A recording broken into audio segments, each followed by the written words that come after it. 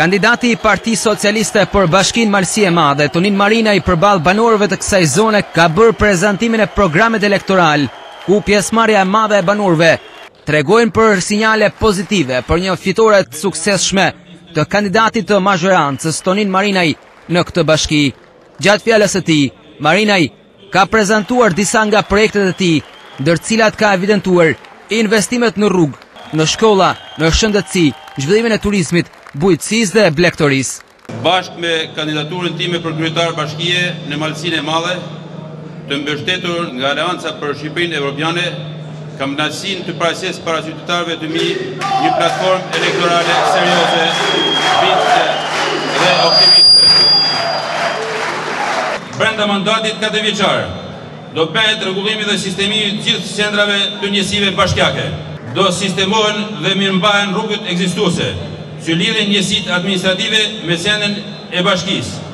Brenda mundësive, sipas planit të detajuar për çdo fshat dhe njësi, do hartohet plani i asfaltimit të rrugëve, një pjesë e mirë e të cilave do realizohet brenda 4 vjetëve.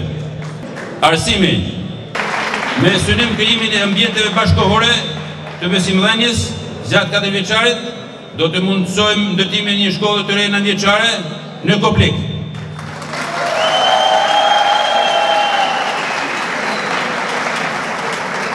Jo që të bëhet e mundur që mësimi në gjimnazin Sharif Hoxha, por edhe në shkollën 9 vjeçare të realizohet vetëm paradite. Ndërtimi i rrugës së bregut të liçenit të Shkodrës në të gjithë gjatësinë e tij, një shtrihje të territorit të Malësisë së Madhe, rruga do të jetë me vend ecje dhe veprime për këmbësorët, për ecje dhe shëtitje me biçikleta dhe për automjetet. Sporti dhe kultura. Bashkia në bashkëpunim me Qeverinë Qendrore dhe Federatën Shqiptare të Futbollit do të mundsojë ndërtimin e një stadiumi me standarde të pranueshme për ekipin e Veleçikut. Qoftë edhe në partneritet me biznesin privat, do hapim shtëpi e kulturës dhe kinema në Koplik. Brenda 4 viteve të ardhshme do ndërtojmë qendrën e kulturës në Bajs. Premtimet e bëra në këtë platformë elektorale janë vërtet ambicioze.